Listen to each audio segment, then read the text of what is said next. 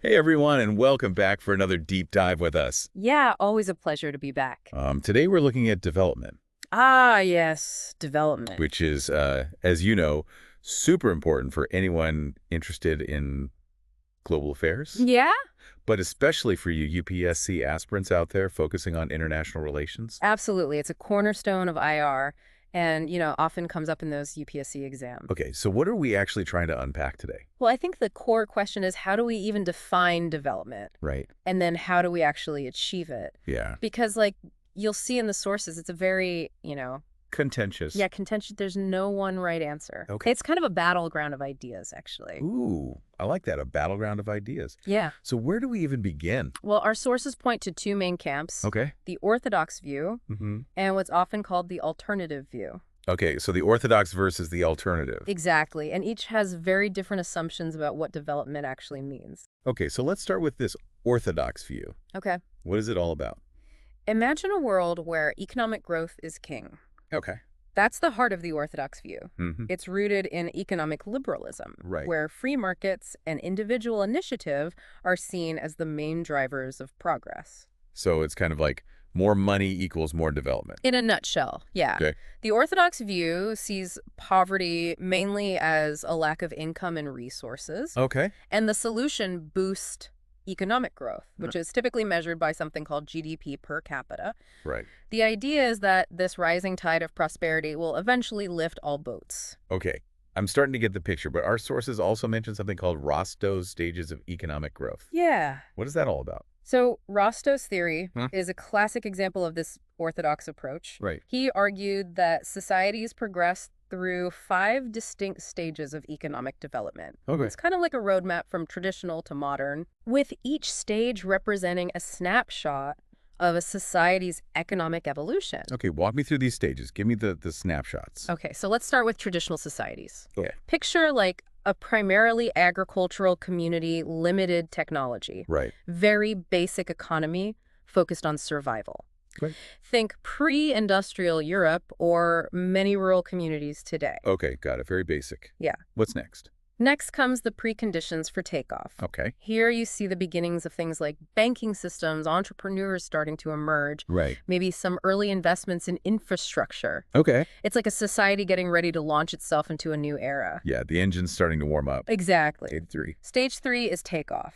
Okay. This is where things get exciting. Okay. Think rapid industrial growth, Yeah. often focused on specific sectors, Right. like the Industrial Revolution in England, Yeah. factories popping up, cities expanding, Yeah. the whole economy shifting gears. From farms to factories, I can see the smokestacks already. Exactly. What happens as this industrial society matures? That's stage 4, the drive to maturity. Hmm. Here, the economy diversifies, you see a decrease in poverty. Right. People's living standards generally improve. Yeah. This is where many developed nations kind of find themselves today. So the good life finally.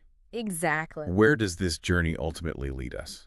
Rostow's final stage is high mass consumption. Okay.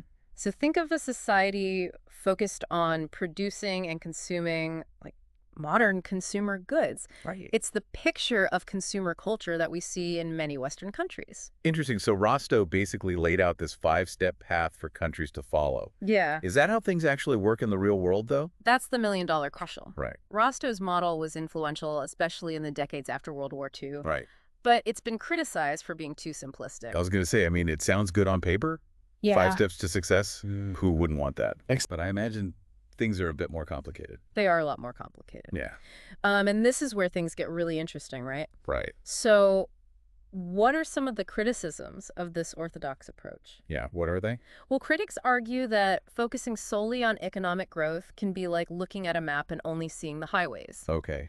You miss all the smaller roads and paths that make up the real landscape. Yeah. What about social justice, environmental sustainability, political freedom? Yeah. These things aren't always captured by economic indicators. So you could have a country with a really high GDP, Exactly. but maybe there's tons of inequality Yeah. or environmental damage that isn't really reflected in that number. Exactly. And that's a major critique. Mm-hmm. And then there's the issue of something called structural adjustment programs. I've heard of those, but to be honest, they've always sounded a bit confusing to me. Yeah, they can be a bit jargony. Can you refresh my memory? What are they all about? Imagine you're a country facing economic difficulties. The IMF and World Bank come in and say, we'll lend you money, Okay. but you have to implement these free market policies. Oh, what?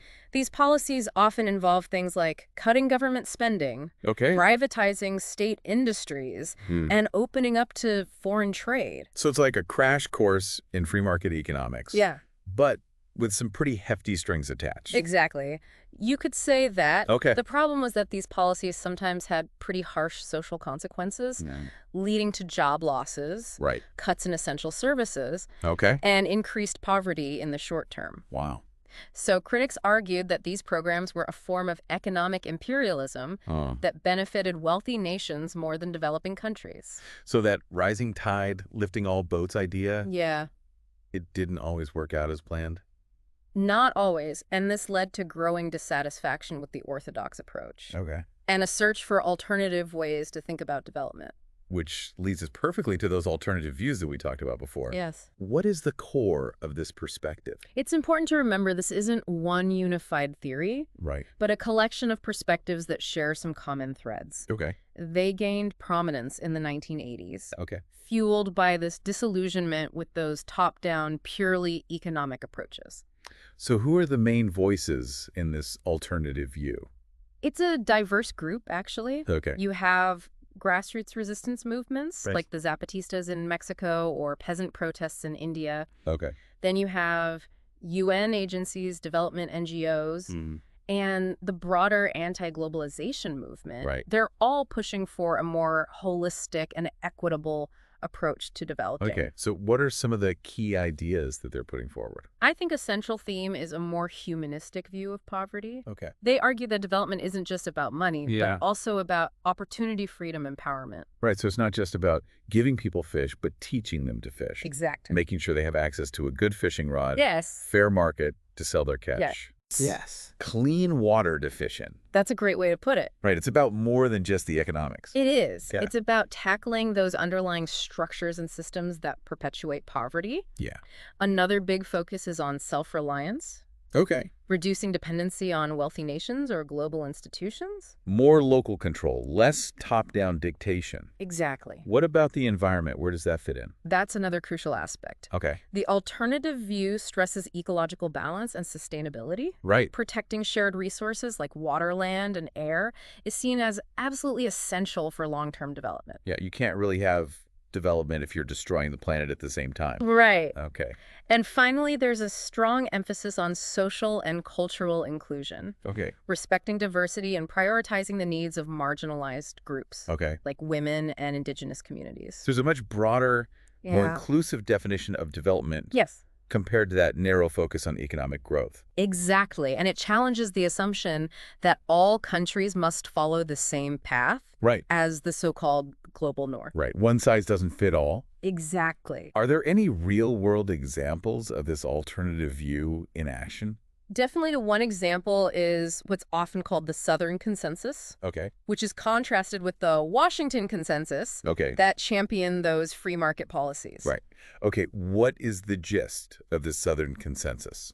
Think of it as a general approach Okay. that emphasizes the role of the state in guiding economic development. Okay. Take the East Asian tiger economies, for example. Yeah. South Korea, Yeah. Taiwan, Singapore, Hong Kong. Right. They experienced incredible economic growth. They did. What was their secret sauce? They used state interventions strategically. Okay. They invested heavily in education, promoted specific industries, Okay. and controlled capital flows. Okay. It was a more hands-on approach than the pure free market model. So it was a blend of market forces Yes. and smart government intervention. You go. Okay. And then you have China, which is a fascinating and complex case in its own right. China always is. Yeah, it always is. How does it fit into this discussion? China has combined market economics with strong state control, Right. creating this unique model that's achieved remarkable economic growth. Okay. It's a case study that really challenges easy categorization. And probably one that we could spend a whole other deep dive unpacking. Exactly. For now, I think we've laid a good foundation I think so. for understanding these two very different approaches to development. Yeah. What do you think so far? I mean, it's fascinating how each approach fundamentally conceptualizes the very nature of poverty. Yeah. and by extension, the goals of development. Right. And if you understand that, you're well on your way to mastering this topic for the UPSC Okay. and for just understanding global issues in general. That's great. I think let's dive deeper into those differences then. Okay, let's do it. I'm ready to hear more. Okay, you were saying that the way each approach views poverty is key. It is. Break that down for me. So the orthodox view, remember, is all about economic liberalism. Mm-hmm. It sees poverty primarily as a lack of material resources, Okay. things we can measure, like income or consumption levels. Right. And so the solution, in their eyes, is pretty straightforward. Okay. Increase economic output, Mm-hmm. assuming that a rising tide will lift all boats.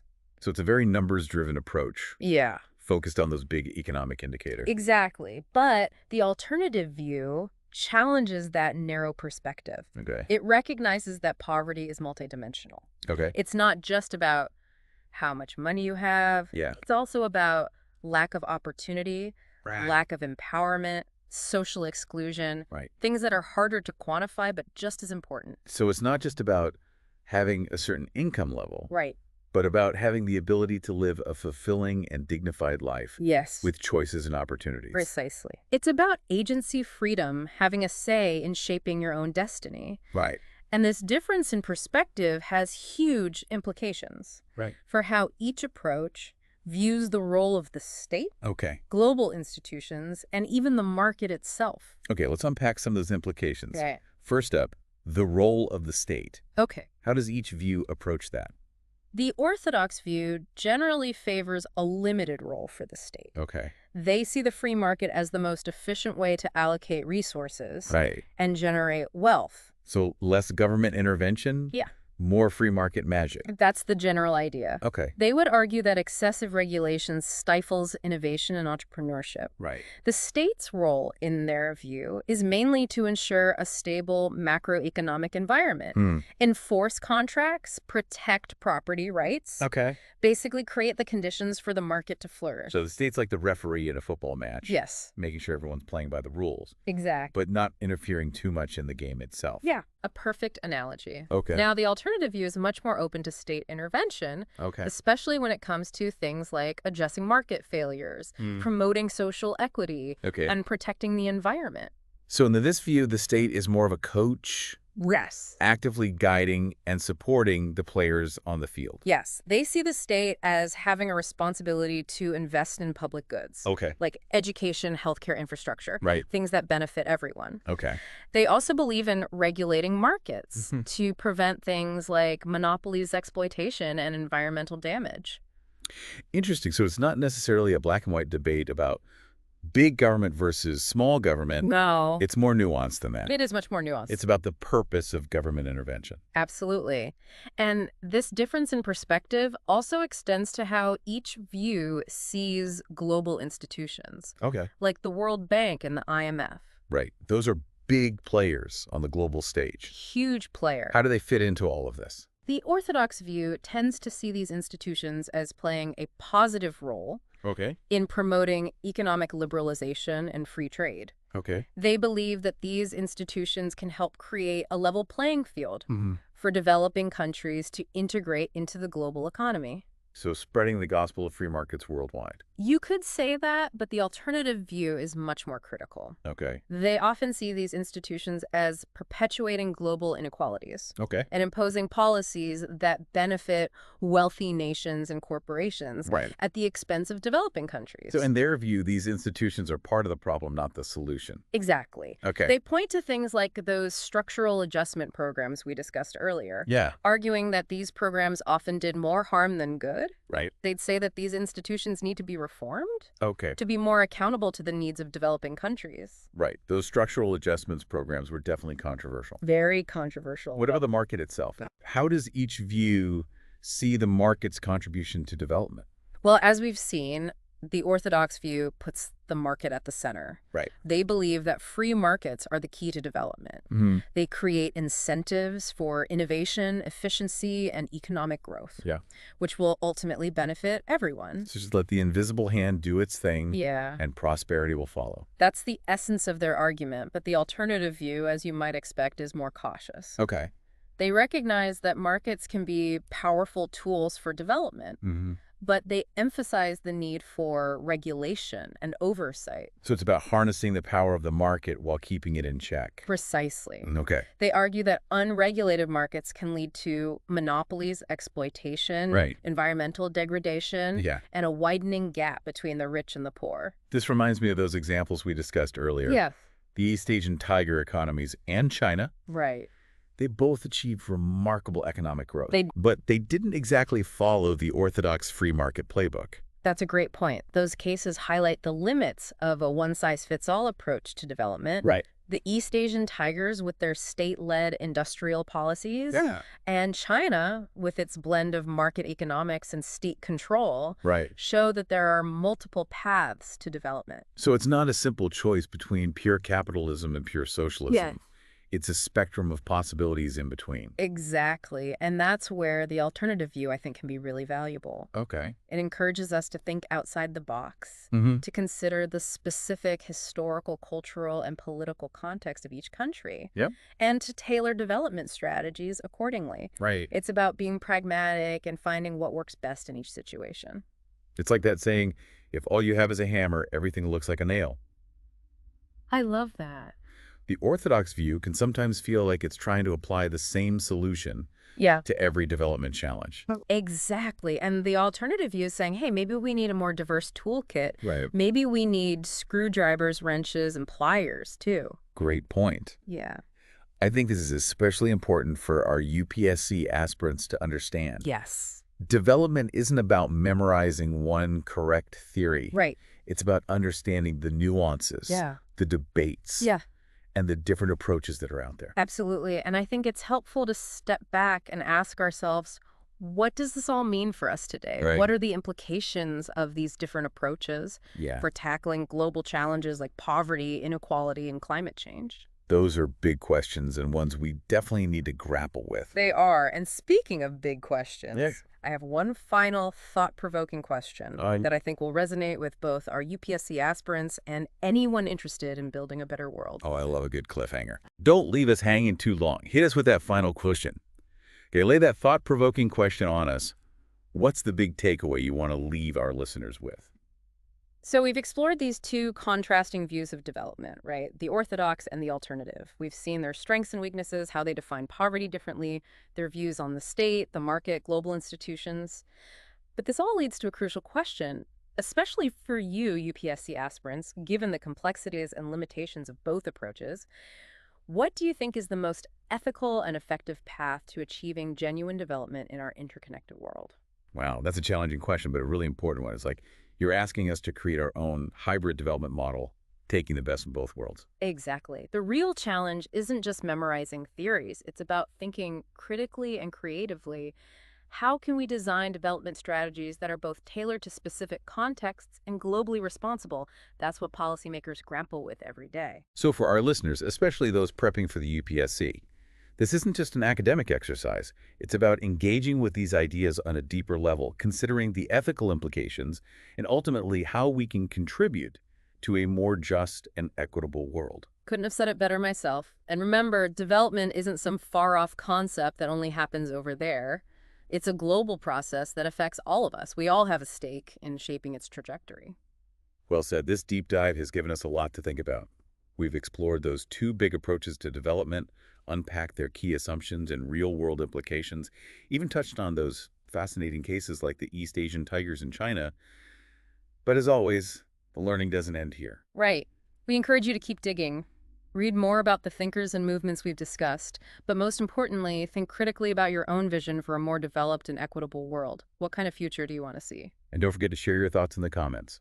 We'd love to hear what resonated with you, what challenged your assumptions, what questions are still swirling around in your head. And of course, if you enjoyed this deep dive, make sure to subscribe to the channel and leave us a rating. It really helps others discover the show and join these crucial conversations. Until next time, keep diving deep.